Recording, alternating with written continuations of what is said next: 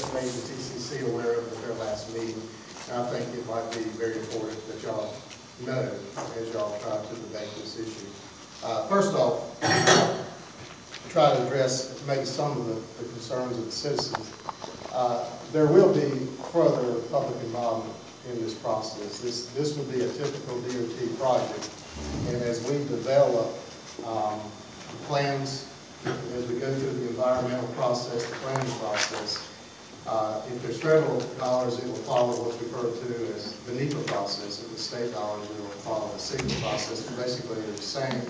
That requires a tremendous amount of public involvement. So I do think the citizens of Weddington, as well as any other citizen that wants to come and speak about the project, will have the opportunity to do so. We also have, at the end of this month, a public hearing for the entire TIP, not just this one specific project, but all of the projects that are in the TIP. And that is open to anybody that wants to come and speak up in favor or against any project. And so that's another opportunity for that to happen. But what I thought was very important for y'all to know is, since this project was taking legs again, and as I described to you, the original premise of why the project was in there, the estimate of $2.3 million, I thought it would be prudent to go back and look at the new scope of work that was being proposed. I did not really know what the cost of the project would be. And so I wanted to go back and get a feel for what that might be. So our high-level estimate at this particular point in time is $7 million, not $2.3 million that's in the TIP currently.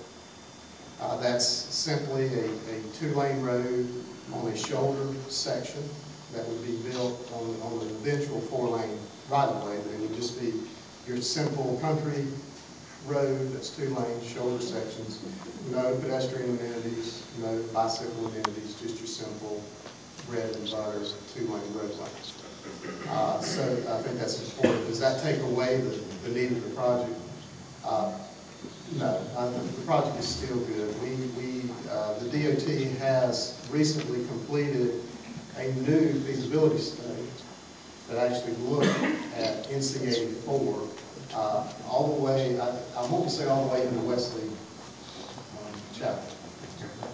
And so it addresses the future consideration of multi-laning 84 from the Wesley Chapel area out to existing NC 16 that is there today, including the section that is in discussion tonight. That feasibility study, I did not brief myself in detail on it, but that feasibility study did come back and did recommend that the project would be needed long-term for the transportation viability of the region. And so they are recent DOT studies that do support the ultimate construction of the project. So with that, I'll be quiet. I know y'all got a lot to discuss, but I'll be glad to address any questions that you may have. Chair, questions?